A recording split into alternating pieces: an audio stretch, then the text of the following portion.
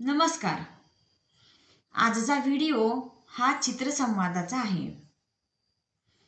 आई, अरे सोनिया, हातपाय धुवून ये बघू.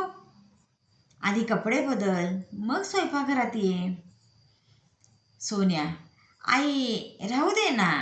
आजचा दिवस मला कंटाळा आलाय. आई, कंटाळा कसला? पायावर धूळ असते. कपडे बदलून हातपाय धुतले की स्वच्छ वाटतं आणि कंटाळा जातो. तुझं तर उलटच. सोन्या, बरं जातो. आई, लगेच ये. तुझ्यासाठी तुझा आवडता खाऊ गोडाचा शिरा करून ठेवलाय. सोनिया, मला शिरा, मला शिरा. तुझं नेहमी असंच असतं. मला शिरा खायचा होता ना. आई, अरे तुझ्यासाठी केलाय ना सोन्या.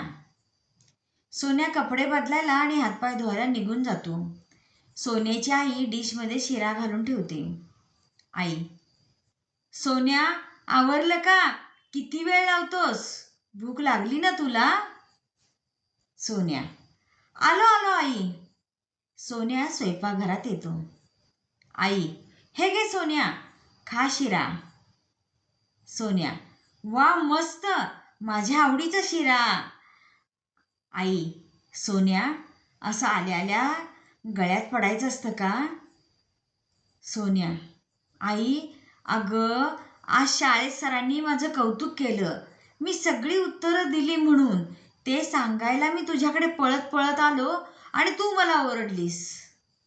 आई, सोन्या, कितीही काहीही झालं तरी हातपाय धुतल्याशिवाय स्वयंपाकघरात यायचं नाही, ही आपली शिकवण आहे की नाही? आपण सगळे तसंच करतो ना? हे कायम लक्षात ठेवायचं, कितीही मोठा झालास तरी. सोन्या, होय. आई, आज कुठली भाजी करणार आहेस? आई, फ्लॉवर, गाजर, बटाटा अशी मिक्स भाजी करणार आहे. तुला आवडते ना, म्हणून तशीच करणार आहे. सोन्या, आई, सगळंच माझ्या आवडीचं कसं करतेस? आई, अरे लहानपणीच तुमची आवड आम्ही जपायची असते. मोठं झालं की तुमच्यावर जबाबदारी येते आणि मग तुम्ही दुसऱ्यांच्या आवडी पूर्ण करायच्या असतात. म्हणून आई वडील मुलांना लहानपणी सुखात ठेवतात, आवडीनिवडी जपतात, त्यांची काळजी घेतात. तुम्ही अभ्यास करावा, नाव कमवावं, दिलेले संस्कार आत्मसात करावे, एवढीच आई वडिलांची इच्छा असते.